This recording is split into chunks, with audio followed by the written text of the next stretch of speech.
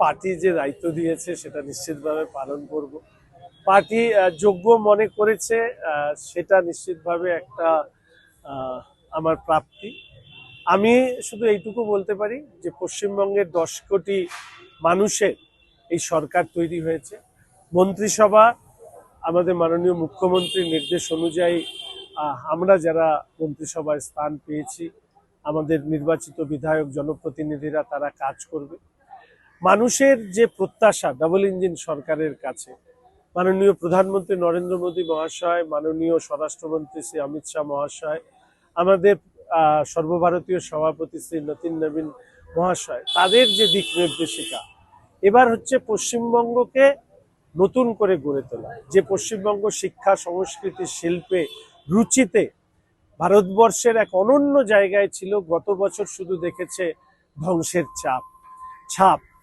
পতনের কোনো শব্দ হয় না। পশ্চিমবঙ্গে এই 15 বছরের যে পতন হয়েছে তা অবর্ণনীয়। সেই জায়গা থেকে পশ্চিমবঙ্গকে ঘুরে দাঁড় করানোর জন্য অনেকটা লড়াই আমাদেরকে করতে হবে। আমরা প্রত্যেকের সহযোগিতা নিয়ে মানুষের অভিভাবকত্বে আমরা নিশ্চিতভাবে সেই কাজে সফল হব। এইটুকুই আমি মানুষের কাছে আমার আবেদন এবং প্রার্থনাও। পাশে থাকুন, আপনাদের প্রত্যাশা পূরণের দায়বদ্ধতা আমাদের। শিলিগুড়ি বাসিন্দাদের কি বলবেন? ভালোবাসি শিলিগুড়ি, এই কথা তো অনেক দিন ধরেই আমি বলি। শিলিগুড়ির মানুষ আমার অভিভাবক। আজকে যা হয়েছি তাতে শিলিগুড়ির মানুষের অংশগ্রহণ, তাদের ভালোবাসা, স্নেহ, আশীর্বাদ না থাকলে সম্ভব ছিল না।